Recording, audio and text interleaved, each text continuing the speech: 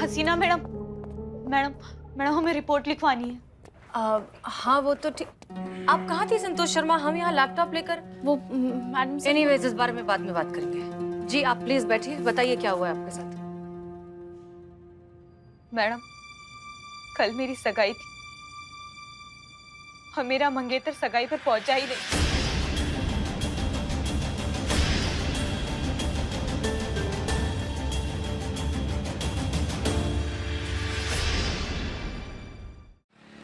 हसीना madam, madam madam हमें report लिखवानी है।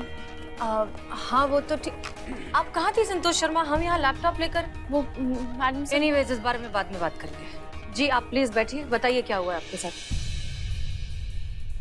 Madam कल मेरी सगाई थी और मेरा मंगेतर सगाई पर पहुंचा ही नहीं।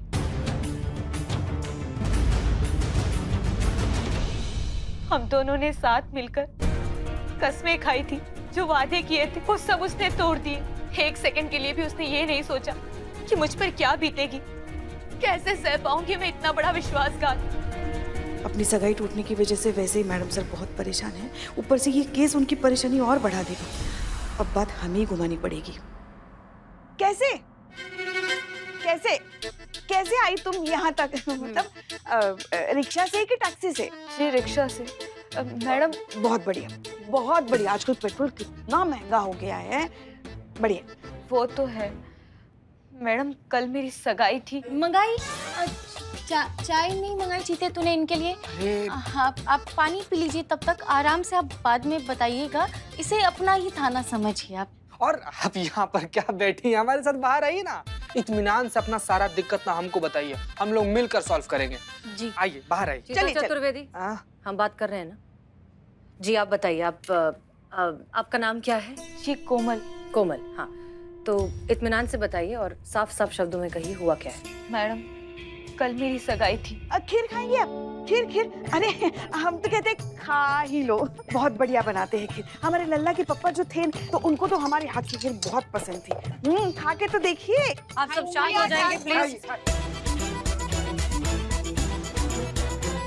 हो गया?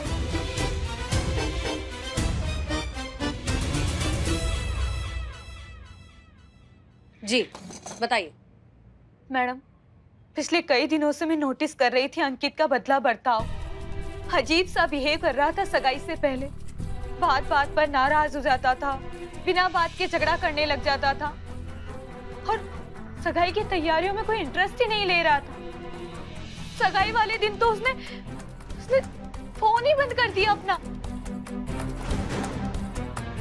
हाँ ठीक है, हम समझ गए हैं। आपको बार बार दोहराने का जरूरत नहीं है। हाँ मैं तो ये बात पहली बार बता रही हूँ। नहीं, पर हम पहली बार नहीं सुन रहे ना। थाना है, ऐसे धोखेबाजी के केस आते जाते रहते हैं, तो हमको समझ में आ गया मैटर। आप दोहराइए मत, निपटाते हैं इसको। करिश्मा सिंह, आप प्लीज उन्हें बोलने देंगी?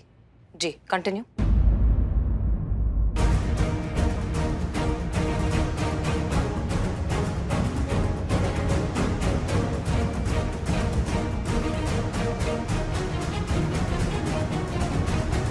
ठीक है कोमल, हमने तुम्हारी सारी बातें समझ ली है। अब आप ये बताइए कि हम आपकी क्या मदद करें?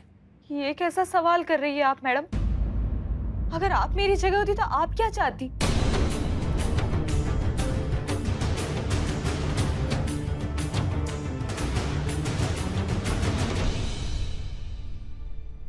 हम अगर आपकी जगह होते तो हम ये पता लगाने की कोशिश करते कि उसने ऐसा क्यों किया। उससे बात करते, उसे ढूंढते। हो सकता है कि उसने शायद किसी प्रेशर में आकर ये सब किया। हाँ, हमें भी ऐसा ही लगता है कि ऐसा ही कुछ होगा। 1 साल से जानते थे हम दोनों एक दूसरे को। हमें तो अभी भी भरोसा नहीं हो रहा है कि अंकित ऐसा कर सकता है। पर वो कहते हैं ना कि मर्द और बिच्छू का क्या भरोसा, दोनों की फितरत में धोखा ही है। हाँ मैडम प्लीज सच का पता लगाइए कि आखिर अंकित को किस बात का प्रेशर है, या फिर वो सच में धोखेबाज है। मैडम ये अंकित की फोटो। ठीक है, हम समझ गए। हम कुछ करते हैं इस बारे में। आप पुष्पा जी के पास रिपोर्ट लिखवा दीजिए और सारी डिटेल्स दे दीजिए। जी आज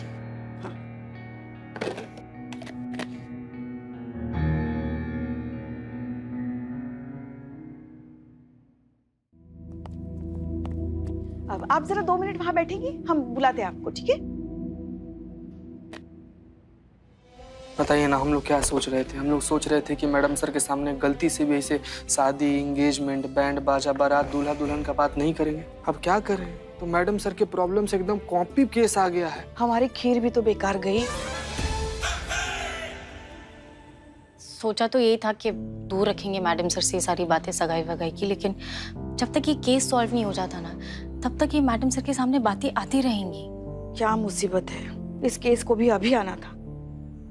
इतनी मेहनत से खीर बनाई थी, सारा सत्यानाश हो गया हमारी खीर का। अम्मा क्या ये खीर खीर खीर लगा रखा है सुबह से? खीर नहीं, पिकासो का पेंटिंग हो गया जो सदियों में एक बार बनता है। दिमाग का दही हो गया खीर खीर सुन के। हाँ हाँ, आपके दिमाग का तो दही होगा ही ना। कभी अपने हाथों से खीर बना के तो देखिए, हाँ कितनी मेहनत लगती, तब आपको पता चलेगा। नहीं नहीं, मगर आपको तो बस बैठकर खाना आता है, बनाना कहाँ आता है? अच्छा तुमको बताते हैं संतू, तुमको पता है? नहीं। वही बता रहे हैं ना, ये हमारी बहू रानी घर में आराम से बैठकर बंदूक साफ कर रही होती है और हम हमारे घुटनों के दर्द के साथ किचन में बर्तन साफ कर रहे होते। हमारी बहू रानी चार्जशीट फाइल करती है और हम बेडशीट फाइल करते हो? बिछाते हैं। पुष्पा जी, ये हमारी बहू रानी अपराधी छीलती है और हम मटर छीलते हैं। हमारी बहू रानी जो है ना, कभी तो बख्श दो हमको। ये जो घर पे कर लीजिएगा, यहाँ नहीं करते, यहाँ काम कर लेते हैं। हाँ कर ले काम। हाँ हाँ, हम पर ही रौब झाड़ी है। मैडम सर को इस मामले से दूर रखते हैं, इस केस से दूर रखते हैं। हम निपटते हैं इस केस से। क्या नाम है उस लड़के का? वो क्या नाम है? अंकित। अंकित। हाँ तो ये अंकित को धर के लाते हैं, निपटते हैं इस केस से। पुष्पा जी आप अच्छे से FIR लिख लेना और मैडम सर का ध्यान रखना, है ना? बाइक का चाबी था। मैडम सर, हम जानते हैं कि आप लोग सुबह से क्या करने की कोशिश कर रहे हैं। आप सबको हमारी फिक्र है, आप चाहते हैं कि हम हमारी तकलीफ से दूर हो जाएं, इस हादसे को भूल जाएं वगैरह वगैरह। हम समझते हैं और हम इसे अप्रिशिएट भी करते हैं, लेकिन प्लीज आप जो कुछ भी कर रहे हैं वो बंद कर दीजिए। यकीन मानिए हम ठीक हैं।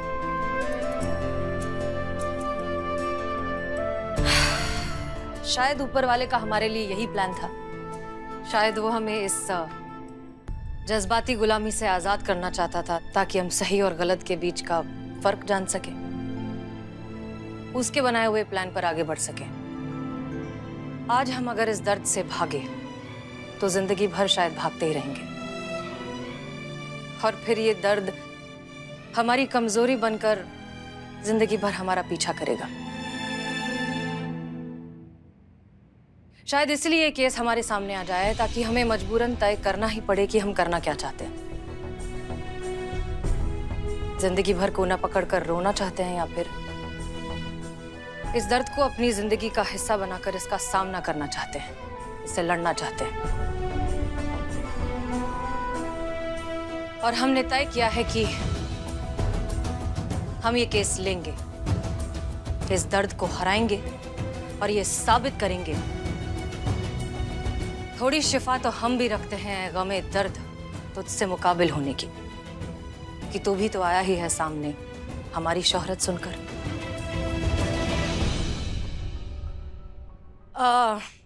हमें लगता है कि अंकित से मिलना बहुत जरूरी है इस केस में।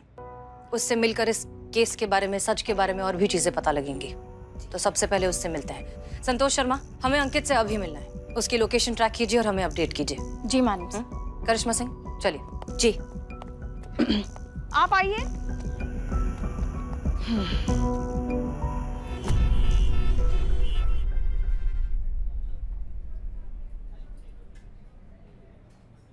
अरे तुम बिल्कुल टेंशन मत लो अंकित, मैं हूं ना, मैं सब संभाल लूंगा। हाँ, जैसा मैंने तुम्हें कहा है सिर्फ वैसा ही करो बस। भाई आने वाले जिंदगी के बारे में सोचो यार। ठीक है अंकल।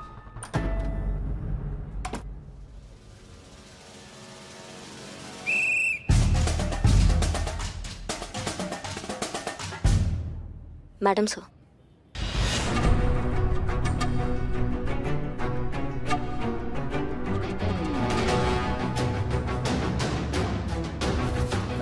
ये क्या क्या हो रहा है ये सब? तुम्हारा नाम अंकित है? जी मेरे नाम अंकित है। तुम्हारे खिलाफ कंप्लेंट है। मेरे खिलाफ कंप्लेंट? पर मैडम। थाने चलो बताते हैं। चलिए आप भी चलिए। मैडम मैं भी? मैडम क्या हुआ, कुछ तो बताइए। आखिर किसने कंप्लेंट की मेरे खिलाफ? उसी लड़की ने जिससे तुमने सगाई का वादा किया था और सगाई पर नहीं पहुंचे।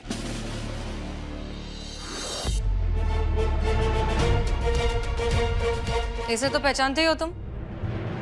ले आए आपके अंकित को और इनके पिताश्री को, दोनों बार में बैठ के मटर गश्ती कर रहे थे। हमको तो लग रहा है पिताश्री विलन हो सकते हैं, हो सकता है उनके कहने पे इन्होंने ऐसा हरकत किया हो। पिताश्री किधर हैं आप? बाहर आइए।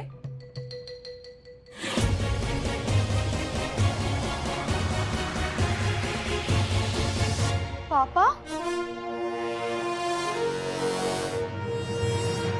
कोमल? क्या ये तुम्हारे पापा हैं? हाँ, ये मेरे पापा है, जगदीश प्रसाद। अरे बेटा तू यहाँ क्या कर रही है? ये पुलिस स्टेशन है। ये एक मिनट तूने ही कहीं ये कंप्लेंट? पापा? क्या पापा पापा? पापा से बात करने को जरूरी नहीं समझा? क्या बात करती मैं आपसे? कोमल मेरी बात सुनो तुम। तुम तो चुप ही रहो। बताइए क्या बात करती मैं आपसे? कि आप अंकित से मिलने गए, आपने मुझे बताया? हाँ। कब? ना मैंने बताने वाला था। कब बताने वाले थे? घर आकर। और घर कब आते? सुबह? सुबह क्यों आता? कि क्या बोल रही है? ऑब्वियसली पापा, बाहर में थे तो सुबह ही आते। अरे अंकित के दोस्त का रेस्टोरेंट था। रेस्टोरेंट एंड बार भी था।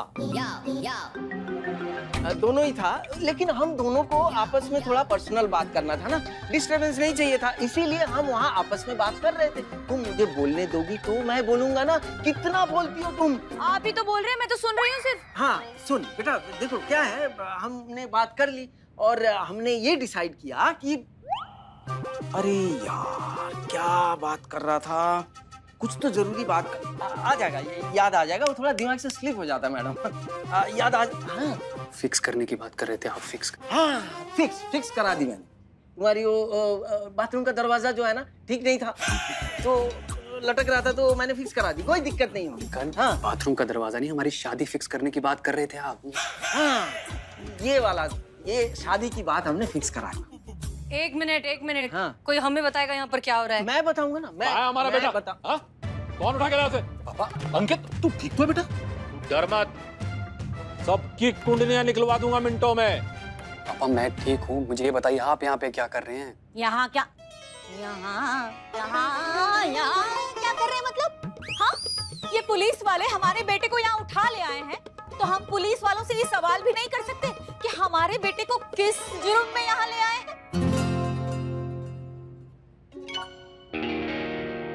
हसीना मलिक, आप हैं यहाँ की एसएचओ? क्या मैडम, क्या अंधेर कर दी है? कहीं से किसी को भी उठा लेते हैं, वो भी बिना किसी वारंट के। आप कौन है? आरएस पुरोहित, सीनियर एडवोकेट, हाई कोर्ट। अरे पुत्र, तूने बताया नहीं कि तू किसका बेटा है? पापा छोड़िए इन बातों को, चलिए घर चल के बात करते हैं। चलिए प्लीज। एक मिनट, ये दोनों यहाँ क्या कर रहे हैं? इस लड़की ने आपके बेटे के खिलाफ कंप्लेन किया है कि वो सगाई का वादा कर कर सगाई पे नहीं पहुंचा। किसकी सगाई? अमीर घर का लड़का देखा नहीं कि चले फसाने? ये ऐसी क्यों बात करती है? संगीतकार है जी, पिछले 1.5 साल से सरगम सीख रही हैं। 1.5 साल से सिर्फ सरगम? जी।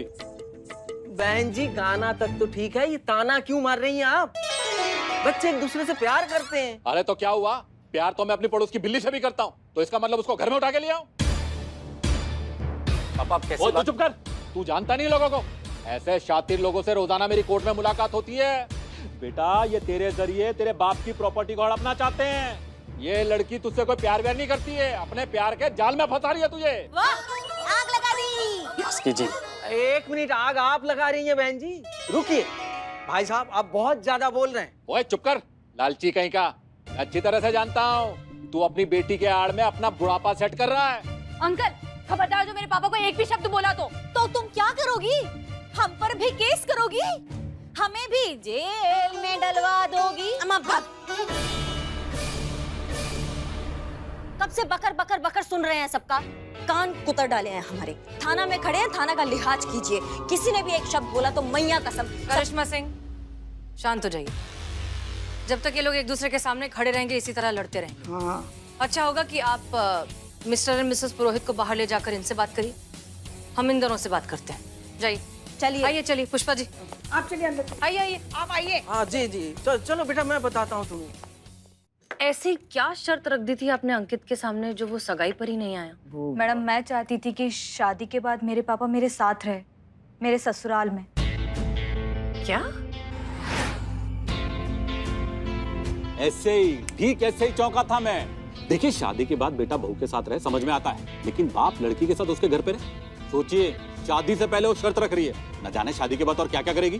पर ऐसा काहे चाहती है कोमल?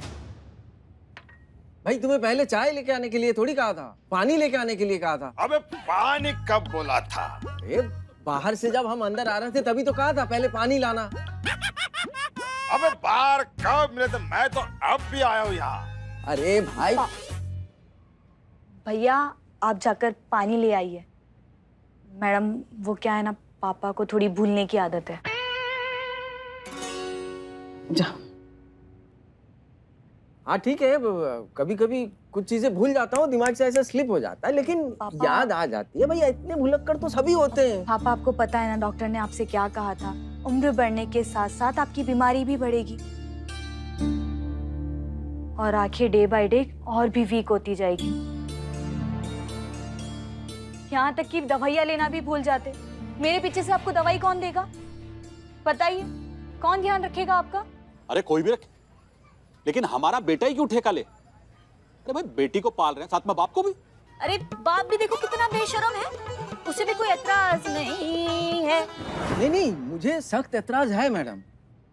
अब आप ही बताइए, लड़की का बाप हूं, लड़की की शादी के बाद उसी के घर में जाकर रहे तो ये लोग क्या कहेंगे? भाई दुनिया अकेले रहती है, मैं भी रह लूंगा उसमें, प्रॉब्लम क्या है?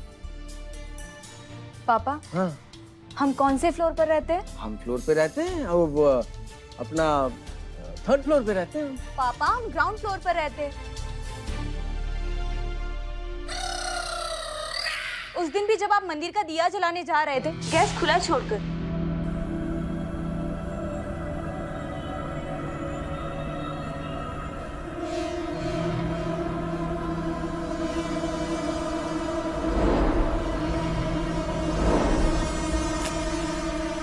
अगर मैं वक्त पे नहीं पहुंचती तो अनहोनी हो जाती। अब आप ही बताइए मैडम, कैसे ऐसी हालत में अब अपने पापा को अकेला छोड़ सकती हूँ? इसीलिए मैंने अंकित के सामने शर्त रखी थी कि शादी के बाद पापा हमारे साथ ही रहेंगे। इसलिए हम इस शादी के खिलाफ हैं और तब तक रहेंगे जब तक ये लड़की अपने बाप को साथ रखने की वाया जिद नहीं छोड़ देती। बस। देखिए, दोनों तरफ की बातें सुनकर हमें ऐसा लगता है कि ये मामला सिर्फ और सिर्फ कोमल और अंकित के बीच का पर्सनल मैटर है। हम में से किसी को भी कोई हक नहीं है दखलंदाजी करने का। बाबा ऐसे कैसे? एक मिनट, मैडम सर बात कर रही है ना, उन्हें बात करने दीजिए। ये दोनों बालिग हैं, समझदार हैं, अपना अपना भला बुरा जानते हैं, तो फिर ये फैसला भी इन दोनों का ही होना चाहिए। हमारे हिसाब से तो यही ठीक है। कोमल,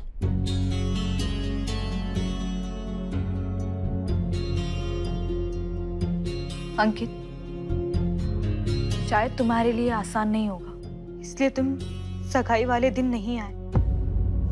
इसीलिए मैं सबके सामने साफ साफ पूछती हूँ, क्या तुम्हें मेरी शर्त मंजूर है? क्या शादी के बाद मेरे पापा हमारे साथ रह सकते हैं?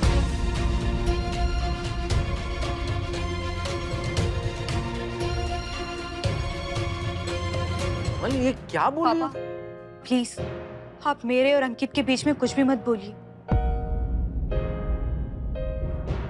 बोलो अंकित, तुम्हारा क्या जवाब है?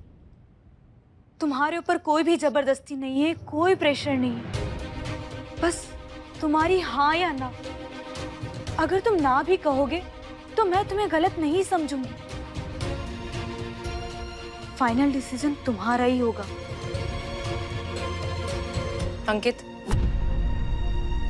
सोच समझ कर जवाब देना, और जो भी जवाब दो उसे जिंदगी भर निभाना।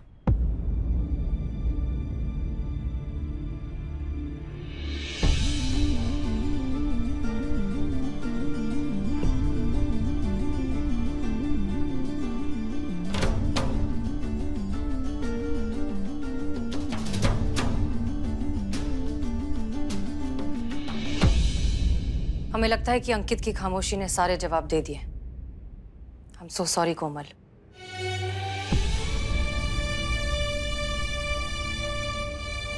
अब इस केस में कहने और सुनने के लिए कुछ नहीं बचा है, आप सब जा सकते हैं। केस में कुछ था ही नहीं मैडम जी जो कुछ कहने सुनने को बचता। वो एक कमाल है यार, मैं तो तेरे को बेवकूफ समझ रहा थी, तो स्मार्ट निकला। हाँ, चंगा जवाब देता। चल पुत्र घर चल।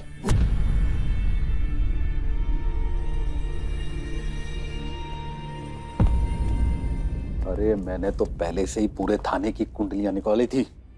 ये जो हसीना मलिक है ना SHO, इसकी सगाई भी अभी कुछ दिन पहले टूटी है।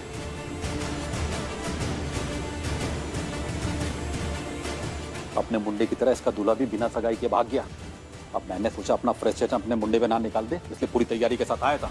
जरा भी कुछ इधर उधर होता ना तो सबकी कुंडलियां पलट देता। जिसका खुद का पति उसे छोड़कर चला गया हो, वो किसी का क्या अच्छा सोचेगी।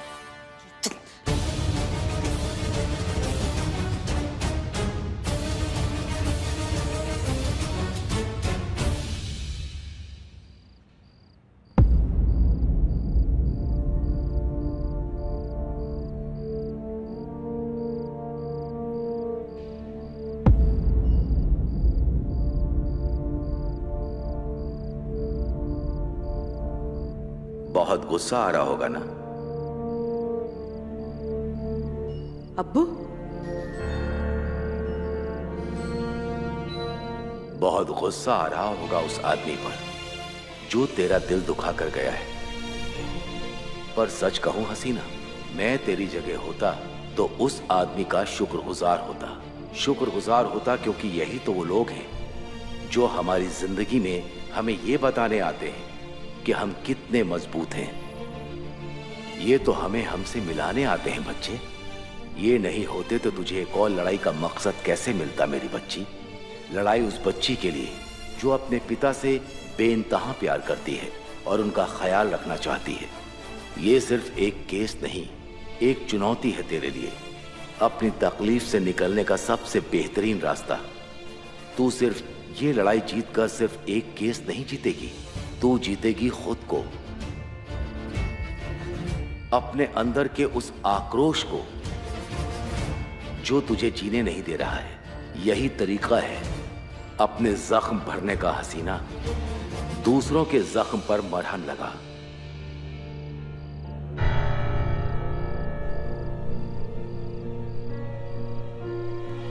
जय हिंद।